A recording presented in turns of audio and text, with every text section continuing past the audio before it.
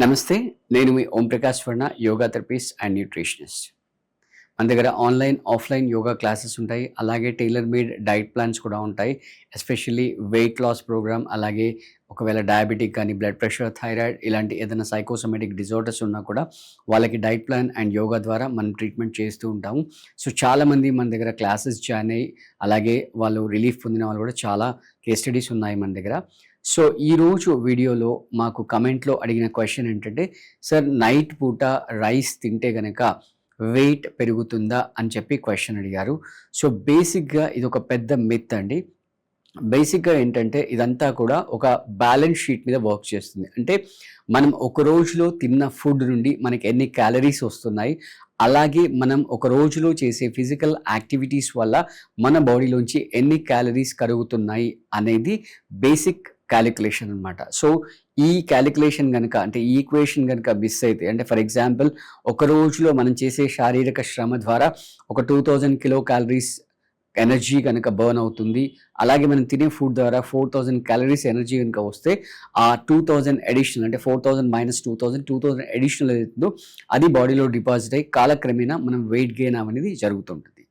So, ఇక్కడ బేసిక్‌గా మీరు దృష్టిలో పెట్టుకోవాల్సింది ఏంటంటే ఏ టైప్ ఆఫ్ ఫుడ్ తింటున్నాము, ప్లస్ అలాగే అట్ ద సేమ్ టైమ్ ఎలా తింటున్నాము అనేది కూడా చాలా చాలా ఇంపార్టెంట్ రోల్ ప్లే చేస్తుంది. సో, ఫర్ ఎగ్జాంపుల్ మనము తీసుకునే ఫుడ్‌లో ఫైబర్ ఉండకుండా, ప్రోటీన్ ఉండకుండా ఓన్లీ కార్బ్స్ ఎక్కువ ఉన్నాయనుకోండి, సో ఖచ్చితంగా వెయిట్ గెయిన్ అవుతాం. ఈవెన్ ఫర్ ఎగ్జాంపుల్ రైస్‌లో కూడా మనకు చాలా వెరైటీస్ ఉంటాయి, like brown rice and white rice.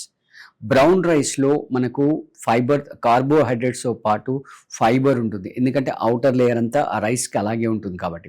వేరస్ మీరు తీసుకునే వైట్ రైస్‌లో అక్కడ ఔటర్ లేయర్ వెళ్ళిపోతుంది కాబట్టి అందులో ఓన్లీ కార్బోహైడ్రేట్స్ మాత్రమే ఉంటాయి. And another most important thing ఏంటంటే మనం ఎలా తింటున్నాము అనేది కూడా ఇంపార్టెంట్. అది డైనింగ్ టేబుల్ మీద కూర్చొని తింటున్నామా, కింద కూర్చొని తింటున్నామా, ఫోన్ మాట్లాడుతూ తింటున్నామా, లేదా టీవీ చూస్తూ తింటున్నామా?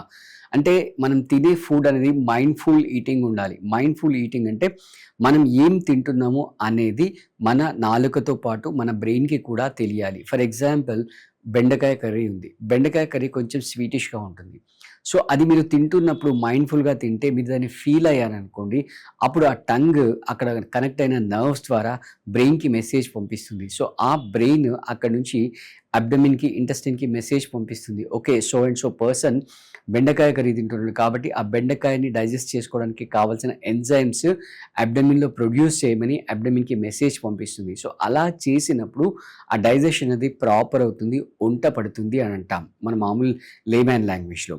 ఒకవేళ అది వంట పట్టలేదనుకోండి, అన్నెసెసరీగా ఫ్యాట్ అంతా కూడా అబ్డోమెన్‌లో డిపాజిట్ అయిపోవడం వల్ల అక్కడ మజిల్ అంతా కూడా పెరిగి, అంటే అడిపోజ్ టిష్యూ అనేది పెరిగి వెయిట్ గెయిన్ అనేది జరుగుతూ ఉంటుంది. అండ్ అనదర్ ఇంపార్టెంట్ థింగ్, మళ్ళీ మీరు సింపుల్‌గా ఫుడ్ గురించే ఫోకస్ చేయకుండా మీ ఫిజికల్ యాక్టివిటీస్ ఎలా ఉన్నాయి, అండ్ మీ స్ట్రెస్ ఎలా ఉంది, స్ట్రెస్ లెవెల్స్ ఎలా ఉన్నాయి, మీ స్లీప్ ఎలా ఉంది, ఇవన్నీ ఫ్యాక్టర్స్ మ్యాటర్స్ అలాట్. అంటే మీ ఫిజికల్ వర్కౌట్ ఏమీ లేదనుకోండి, అప్పుడు మీరు నైట్ తిన్నా కూడా ఖచ్చితంగా వెయిట్ గెయిన్ అవుతారు. అండ్ దాంతో పాటుగా మీరు తిన్న తర్వాత ఎంతసేపటికి పడుకుంటున్నారు, లేదా పడుకోవడానికి ఎన్ని గంటల ముందు తింటున్నారు అనేది కూడా మ్యాటర్స్ అలాట్. అంటే బేసికల్‌గా మనం చెప్పేది ఏంటంటే 3-2-1 రూల్ చెప్తూ ఉంటాం. అంటే ఫర్ ఎగ్జాంపుల్ మీరు 10:00 కనుక పడుకునే అలవాటు ఉంటే 3 అంటే 3 అవర్స్ బిఫోర్, అంటే 10 - 3 7 7:00 కల్లా మీ సాలిడ్ ఇంటేక్ అంతా క్లోజ్ అయిపోవాలి. నెక్స్ట్ 2 అంటే 10 - 2 ఈజ్ 8:00. 8:00 కల్లా మీ లిక్విడ్ ఇంటేక్ అంతా కూడా క్లోజ్ అయిపోవాలి. 1 అంటే 10 - 1 9. 9కి మీరు అన్ని కనెక్షన్‌తో డిస్కనెక్ట్ అయిపోవాలి. అంటే న్యూస్ పేపర్ చదవడం గానీ, లేదా టీవీ చూడడం గానీ, మొబైల్ స్క్రోల్ చేయడం గానీ, ఇవన్నిటి నుంచి మీరు డిస్కనెక్ట్ చేసుకోవాలి. అప్పుడు మీ నిద్ర అనేది మంచి సౌండ్ స్లీప్, క్వాలిటీ స్లీప్ అనేది మీకు వస్తుంది. సో, అలా వచ్చినప్పుడు మీరు తిన్న ఫుడ్ అనేది ప్రాపర్‌గా డైజెస్ట్ అవుతుంది. మీకు వెయిట్ గెయిన్ అయ్యే అవకాశాలు అనేవి తక్కువగా ఉంటాయి. కాబట్టి మీరు ఓన్లీ ఆ రైస్ తింటేనే వెయిట్ గెయిన్ అవుతుందా అనే మిత్ నుంచి, అంటే ఎస్పెషల్లీ నైట్ టైమ్‌లో, అంటే బేసిక్‌గా చెప్పాలంటే మనం డేతో కంపేర్ చేస్తే నైట్‌లో మన ఫిజికల్ వర్కౌట్ అనేది తక్కువ ఉంటుంది. అంటే శారీరక శ్రమ అనేది తక్కువ ఉంటుంది కాబట్టి మీరు ఒకవేళ రైస్ తిన్నా కూడా కొంచెం క్వాంటిటీ తగ్గించి తింటే బెటరు. అండ్ బెస్ట్ ఏంటంటే మీరు బిఫోర్ సన్‌సెట్ కనుక మీకు అవకాశం ఉంటే బిఫోర్ సన్‌సెట్ తింటే that is the best. And more over దాంతో పాటుగా మీకు ఒక 30 మినిట్స్ ఫిజికల్ వర్కౌట్ ఏమీ లేకపోతే నార్మల్‌గా కూర్చొని బ్రెత్ వర్క్ చేసినా కూడా మీకు క్యాలరీస్ అనేవి బర్న్ అవుతూ ఉంటాయి. సో ఏదో ఒక ఫిజికల్ యాక్టివిటీని మీరు ఇంక్లూడ్ చేసుకోవాలి. స్విమ్మింగ్ కానీ, వాకింగ్, యోగా, జిమ్, ఎక్సర్సైజ్ ఏదైనా కూడా ఇంక్లూడ్ చేసుకోవాలి. అలా చేసుకుంటూ ఒక సౌండ్ 7-8 అవర్స్ స్లీప్ కనుక మీకు ఉన్నట్లయితే ఎవ్రీడే మీరు నైట్‌లో రైస్ తిన్నా కూడా ఇబ్బంది ఏం లేదు.